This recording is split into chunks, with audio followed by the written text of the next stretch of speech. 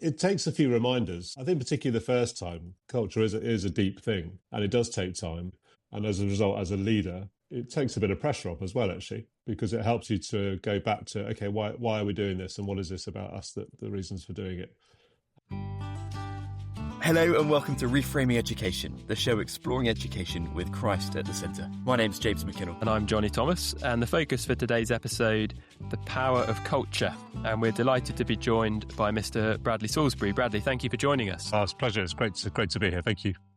Bradley, you're the principal of Monkton Combe School in Bath, an independent day and boarding school for around 700 pupils aged 2 up to 18, and 2025's Independent Boarding School of the Year. And for more than a decade, you were head at Dean Close School in Cheltenham, having previously held various leadership roles at Wells and Bristol Cathedral schools. So you're coming to this conversation with particular experience shaping culture at a school-wide and institutional level. But of course, families have a culture, classrooms have a culture, churches have a culture. So give us just a taste as we start why thinking about culture is important, whoever we are listening to this. Well, thank you. I think my sense of culture, I often use analogies, and it's not my analogy, but it would be one of soil. When we think about Jesus' parable of the soils, with 4 soils, path rocks, thorny ground and good ground.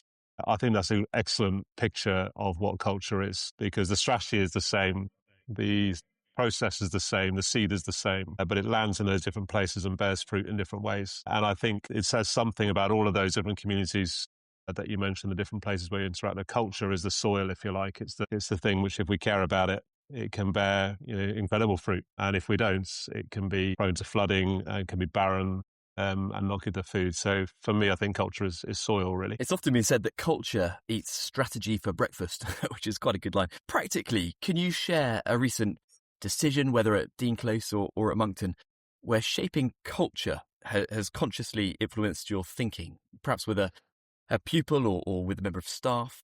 Can you think of any examples of that? Yeah, I mean, I think there are a few. The hard bit, I suppose, is that it's quite hard to know what your culture is when you're in it.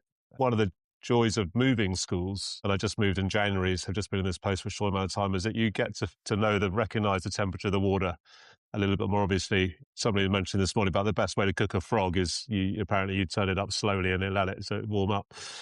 But actually, once you're in the water, it's quite hard to know. I think I give these with the caveat that maybe it's not culture, maybe it's something else. But I can think of a few things. So in Close, we were really keen to have a values-based education, for those values to be rooted in the Christian story. And I think that we therefore needed to place values right at the very front of everything. And one of the examples might be on a prize-giving event. So schools like mine, the prize-giving event it's a big occasion at the end of a school year. The whole community gathers together, and you basically, the things that you reward and the things that you're pointing out are the things that you're saying are most important.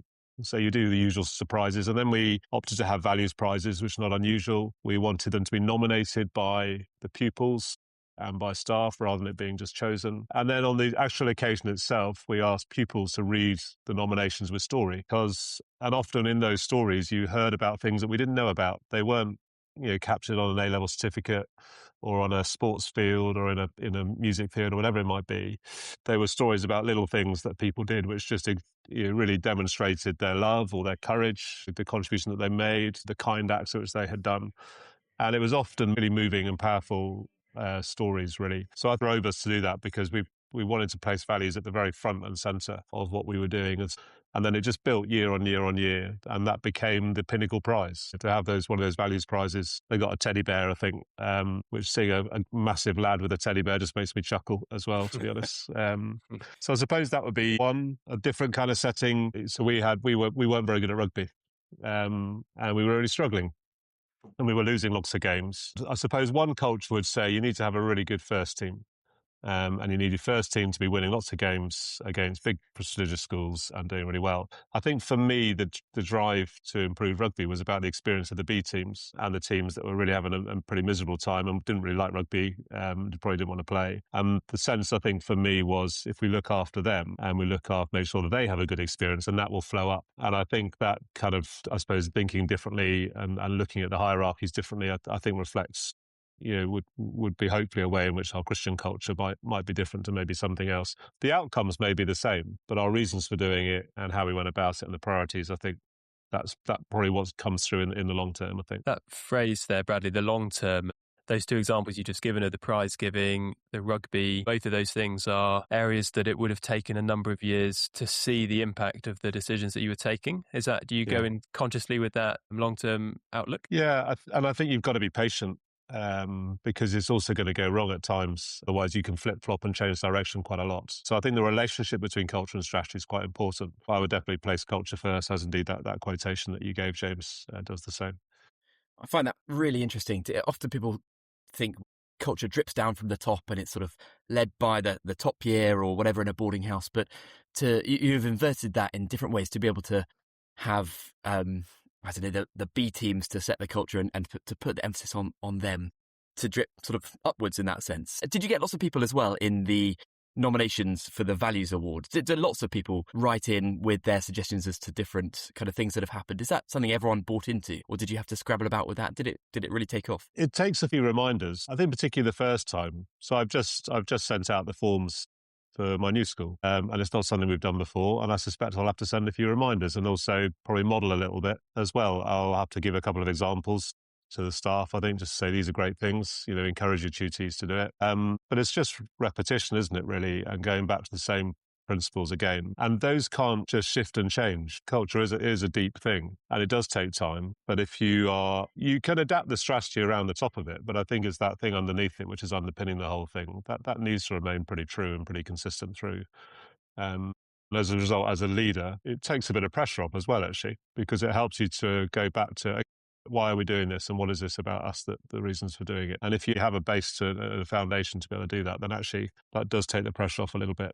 But it's also gone, I'll give another example where it doesn't always go right. So a long time ago, I think I was just ahead and was a young man got in trouble with some drugs, and the school policy was for him to leave the school at that point. It was probably the first time that I'd had that kind of conversation. And actually he couldn't find another school because another school wouldn't take him, because I guess you don't want to be seen as the school that's bringing somebody in with that reputation. You're worried about your own pupils and parents too. So it ended up with a slightly bizarre situation where I brought him back after about a month. And that was a bit of a ripple. And I suppose I would hope that it comes from a point of forgiveness and just care for that young man. I could see that the impact on him was more devastating, was far greater than we had intended with that act. And so, but that caused a bit of a ripple.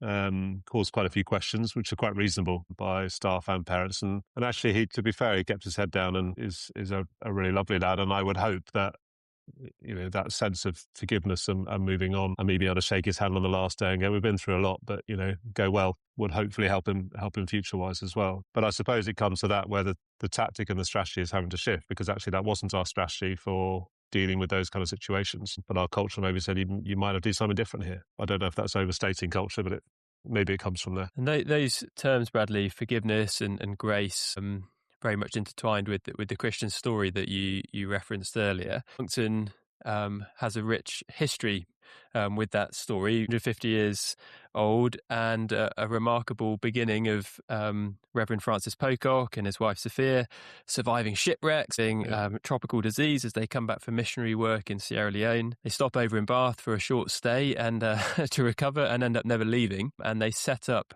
Monkton School during that period of their lives to educate the sons of Christian missionaries. And here you are 150 years later, much has changed, but you're proud to say, quotes, at Monkton, our distinctive strength lies in our deeply rooted Christian ethos, close quote. Just give us a flavour of what does that Christian ethos look like week to week, term to term, day to day, and how does that feed into this discussion we're having around culture? Yeah, it's really interesting because I think it's not about the kind of the formal and the rhythm of the piece, because there's lots of schools in the UK that will have chapel services 2 or 3 times a week.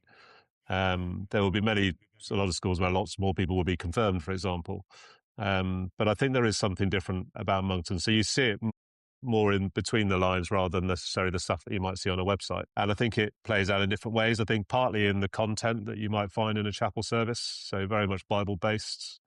But recognising that within that congregation, if you like, you've got people at different stages of faith and no faith, of other faiths as well. So it's not a church as such. We don't really see ourselves as that. But it's an extraordinary place to have the freedom and the safety to be able to to preach the gospel in those safe environments is an extraordinary privilege. And then I think there are other things that are quite different. So all of the governing body are professing Christians with an active Christian faith. They gather around together and will pray for the leadership teams privately without us there, but I get asked for things to pray for. That's to feel prayed for is an extraordinary thing as a leader. And before I joined the school, I received 2 or 3 emails from parents actually who weren't going to be at the school, saying they were going to be praying for me. Never had that before. That was a new thing.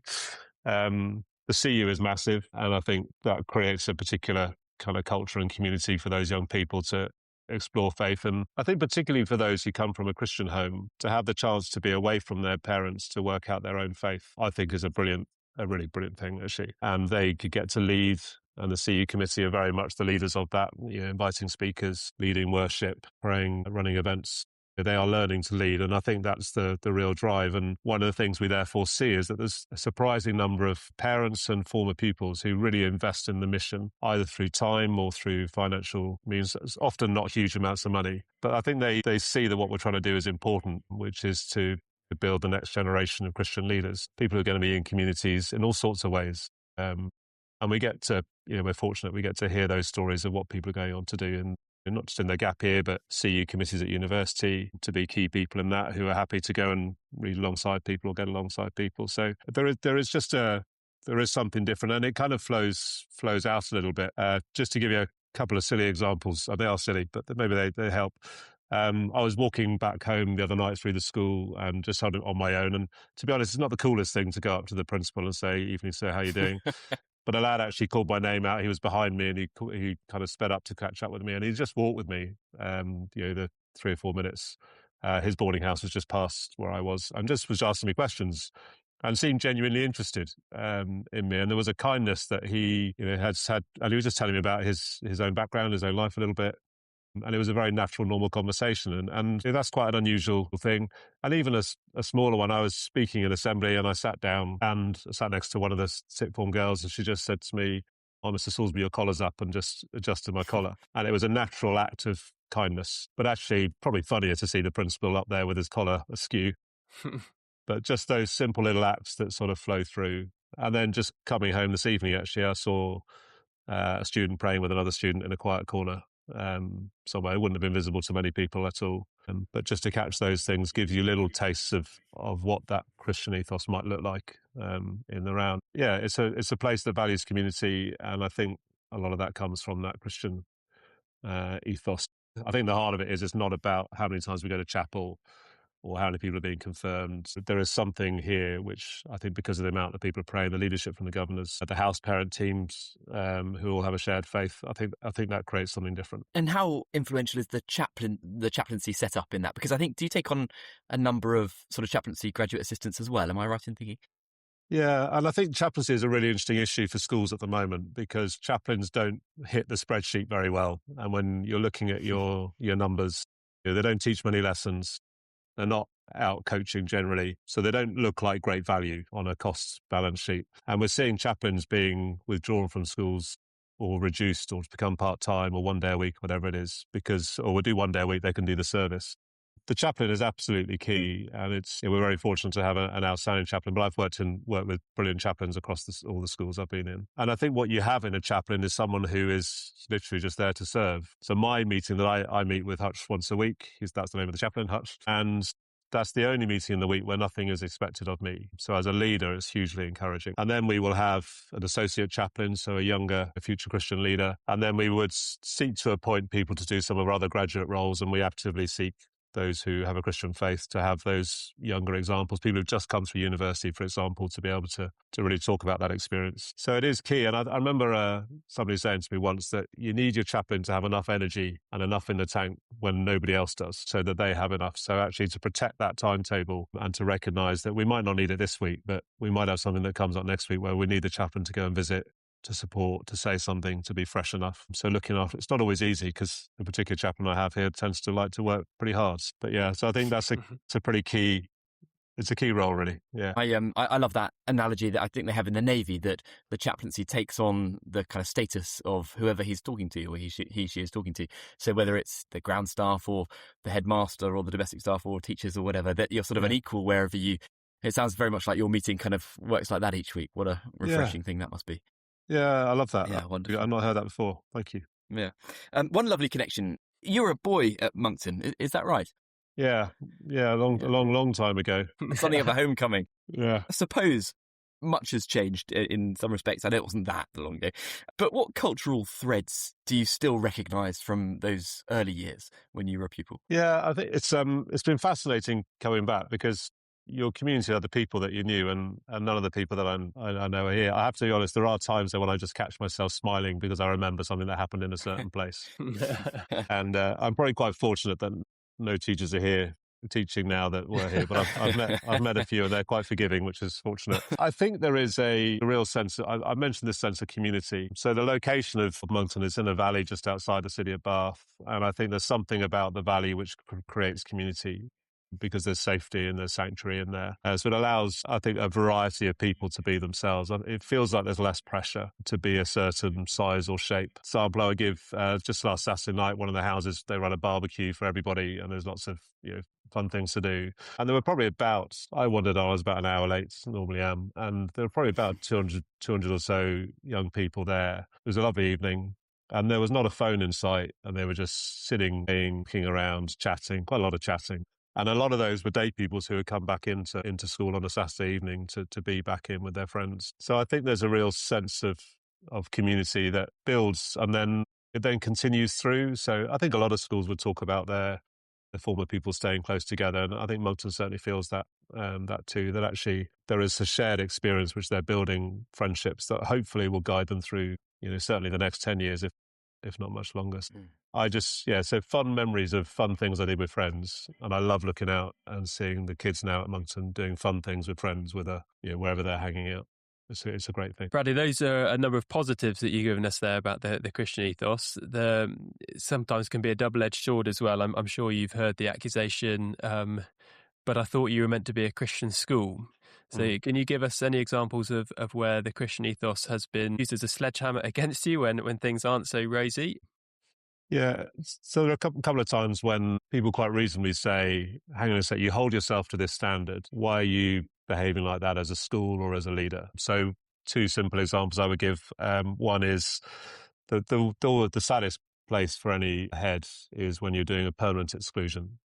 And I can remember every single one that I've had to do. Suspensions are relatively easy because you always have a chance to come back from it and rebuild the relationship. But to say farewell is an acknowledgement of failure. And it's not, when you say that we believe in forgiveness and second chances, and then you don't give that, even though you think that's in the best interest of that young person, or maybe just because you have to make a decision to protect some other people, that can be really hard for a parent to hear. And so that will often be thrown back in your face. The other ones, which a number of people have had to deal with, is just when you've got limited resources as a leader and you're having to make decisions around maybe pensions or maybe jobs. And there's, whether it's restructuring or whatever we might want to call it, at the heart of that is somebody. And it's their plans, it's their commitments, their responsibilities to other people. And again, a reasonable challenge is how this isn't very loving.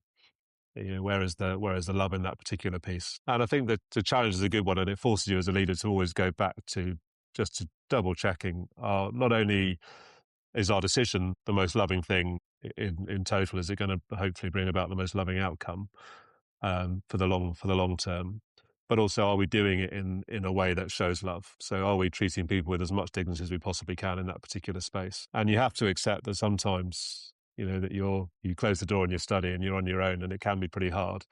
And a few tears, would be shed by heads, in those situations, because you don't want to. You want to say the nice thing. You want to say, come back again. You want to say, don't worry, your job is safe. And sometimes you have to do that and accept those criticisms. But I think what's wonderful, about doing it from a Christian perspective is that we get prayerful support. We know that there's a purpose behind that particular thing, not in a flippant way, but also it does give you a framework to be able to go back and to take some step back and go, how am I treating this particular person? And am I doing it as best as I possibly can? And am I treating them as I would wish to be treated in this situation? So I think to have those principles to inform what we do is a great thing. Bradley, I'm struck repeatedly during this conversation that the emphasis that's coming through so much is that on relationships. whether it's the pupils praying together, whether it's the boy coming to chat to you, whether it's the barbecue, the values award, all these things. It's just relationship. And do you think that's what attracts families to the school who don't have a Christian faith of their own? The school wears that on its sleeve, and of course there are families who are drawn to the school for that reason, but you also have many students, many families keen to come, for whom that's not a personal thing. Do you think that that's the reason they're just drawn to the relational warmth, or do you think there are other things going on? Yeah, I mean, I think people choose Monkton for lots of different reasons. Sometimes it can just be location that it logistically works. But I think it's really hard, because when you're in your own school, you're so proud of your own place. So it's difficult to kind of give a summary answer on that. But I suppose there are a few things I would say. I think our sense of just really putting the pupil and valuing the dignity of each individual, which means we won't use them as a means to an end, and we won't use, it's them first rather than school first. And I think for a lot of families at the moment, one of the reasons for choosing maybe a private education will be that they need a smaller place, need a place where they're young, where they know their child is going to be known. And the power of a name as you walk through a school. I love working in schools about this size because I can walk through and use the names of the people around me. And I suppose if I know the names, I'm not quite there yet, but I'm getting there, of all the students and the staff, then actually how much stronger are their relationships with each other. And I think parents now, when we think particularly about young men, and we consider, loneliness is going to be a real threat to them going forwards, as more of our society things are withdrawing people away from community spaces. I think for them to know that they've learned how to be good friends and also to receive great friendship, I think that does provide some insulation for the future. So I hope that that's a real reason why. I would love that it was. Some people tell me that it is, but I'm also aware enough that lots of other schools do that really well. And I think that does come from the Christian ethos that underpins so many of our schools in this particular sector. 2022, Monkton formed the Monkton family of schools, I think it's called. It welcomed All Hallows Prep School. And similarly, Dean Close, you oversaw the growth of the Dean Close Foundation, which is really growing to a number of schools and nurseries.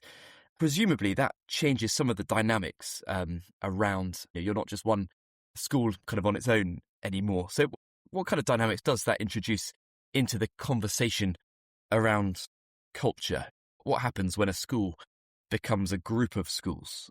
Conscious you've seen that at Dean Close and as a trustee for a Church of England multi-academy trust as well. What do you think? I think it always highlights how important the Christian ethos is. And if you're coming from a school with a strong Christian ethos, it can be quite frightening for another school because they worry that you're going to, just suddenly force something, and they haven't chosen that. So they haven't chosen you. They chose the school that they've chosen.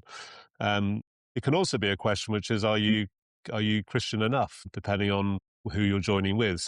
There is a season where you're seeking to align and you need to talk about faith quite a lot. And actually, that's a really good place to be, because you have to develop your language about how we're going to talk about faith in these different settings. And it's not reasonable, I think, just to assume you can just pick up your expression of faith and just drop it into another school. I wasn't here at the time when All Hallows joined Monkton, but All Hallows was coming from a Roman Catholic tradition, and a lot of conversation needs to happen to be able to understand how that was going to work.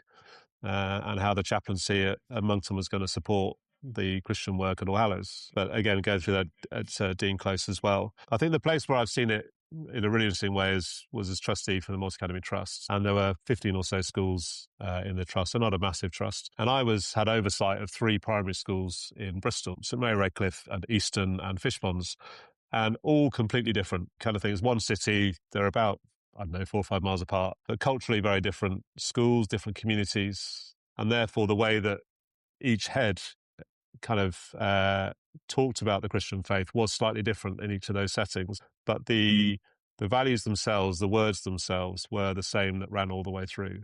And I think that comes from having Christian trustees with Christian leaders in the executive team and then a Christian head. And if you take out any one of those steps, I personally think that you're going to struggle to maintain that, because if the governors aren't asking you questions about it, and if the executive head isn't driving it, and then the head on the ground, you need all of those 3 things in place. But just to give an example of the privilege that is, so I remember at one of those schools, which had a very strong cultural influence from a particular strong community in that space, and they were talking about forgiveness, which was one of the the key values of the trust. And this particular community had no sort of understanding or were quite threatened by the teaching on forgiveness. And just what a privilege for that head to be able to sit in a room and talk about forgiveness with a group of people for whom it was a very new concept, and to help them to understand about how that was going to be explained to their children and to understand it. So if you think about our Church of England schools, they've got about 4,700 schools in the UK. And to have those schools teaching Christian values in different ways, and depending on the different settings, is an extraordinary place to be. The connection that they are having with families every single week is a remarkable thing. The work that the Centre organisation does for the Church of England, and then to distribute that down with a clear focus on flourishing and living life, having a fullness of life, that this life is not all that there is something more. That to be in the conversation in all those schools, 4,700 schools across the UK, is an extraordinary thing, I think. So I think as Christians to pray for those big organisations, the governors, the trustees, the executive leaders in those places, as well as the teachers on the ground, the teaching assistants, the caterers, all those guys on the ground, I think to have a reminder of both is pretty key.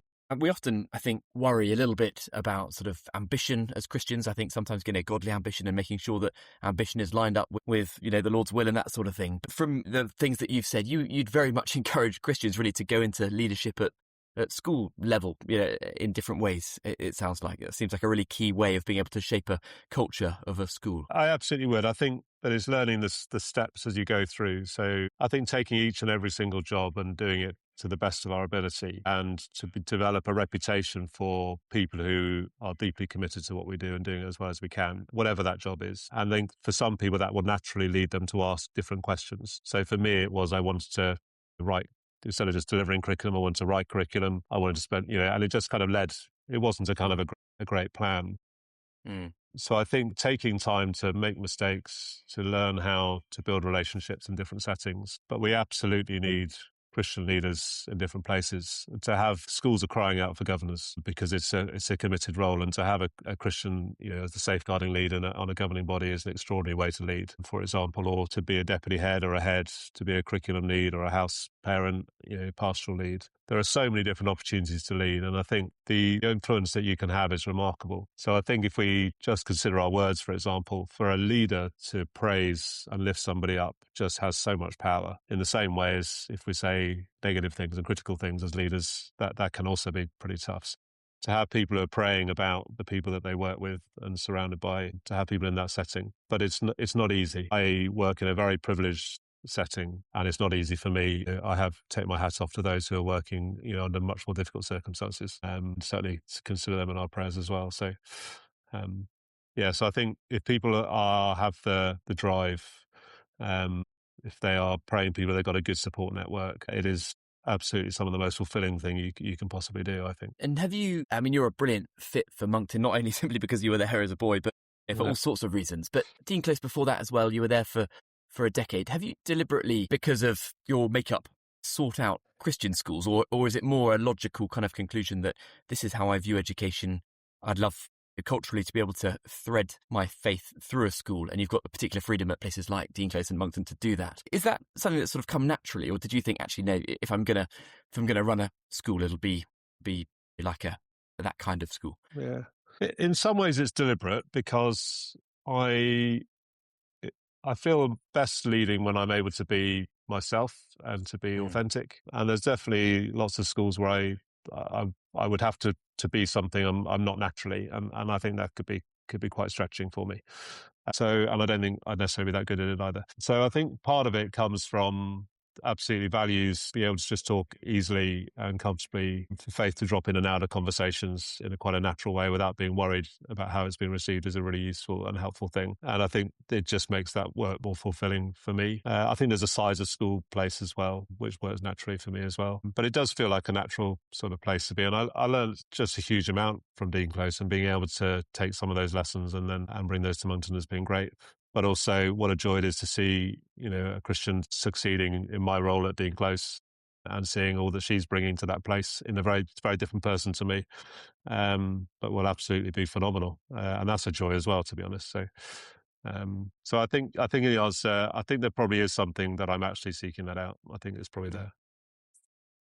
Bradley, we have a standing question on the show of the good book and a good book. Whether there's a Bible passage that has shaped how you've thought about education or the role that you have, and a book that you'd like to recommend or draw to the attention of our listeners. A good book, over to you. Yeah, there's a bit to choose from with the passages from the Bible to pick. So I suppose I've just gone for something I've been thinking about most recently that I spoke on in chapel on at the weekend, actually, which was love your enemies. And there's a little phrase sort of later on in that passage which talks about what more would you do? And I think I've just been thinking quite carefully about, it's a really simple instruction in Matthew 5. You love your enemies, but it's radical. It's really difficult. It goes counter to lots of things that we're told in our society. But it's what more would you do? You know, as Christians, in whatever walk of life we're in, as parents, as educators, whatever it is, I think there is a sense of we can't just be the same. I think there's a call to radical leadership, authentic leadership, which is different. So love your enemies is not a very original one, but that's what's been filling my mind at the moment. If I was to pick a book, I've chosen a little book of poetry by a guy called Harry Baker, and it's called Wonderful. And I thought I might just read the last verse of the poem, which is named after. Yeah, please do. Yes. So yes, Harry Baker's book is wonderful, and in there is a poem called Wonderful, which is helpful. And it says at the end, when it all feels too much and there is little you can do, you still see the best in people, and may people include you. May one thing match the gravity of all you've ever done. The wonderful reality, the best is yet to come. And it's a really lovely book. It doesn't take long to read. It's got some other great poems, so that's my recommendation. Well, that's a good one. Bradley, thank you again so much for joining us. Oh, it's been really good, actually, just to take some time to think about it. Thank you. Thank you for enjoying this episode of Reframing Education. We exist to open up conversations about Christ-centred education within the UK. And we host fortnightly interviews to inspire and equip educators, parents and leaders as we explore the big question, what is the purpose of education? So follow, like, share, leave a review. It all helps grow the conversation. And check out the show notes for other ways to support and connect. And thank you for listening. And until next time, may God fill education with the colour of Christ as we're drawn to the praise and love of our Creator. Bradley, thank you again so much for joining us. Thank you, James. Oh, I say that. Bradley's hung you out to dry there, James. He's gone. He's gone already. And if you'd like to. I'm with you. No, okay, let's go. I got it.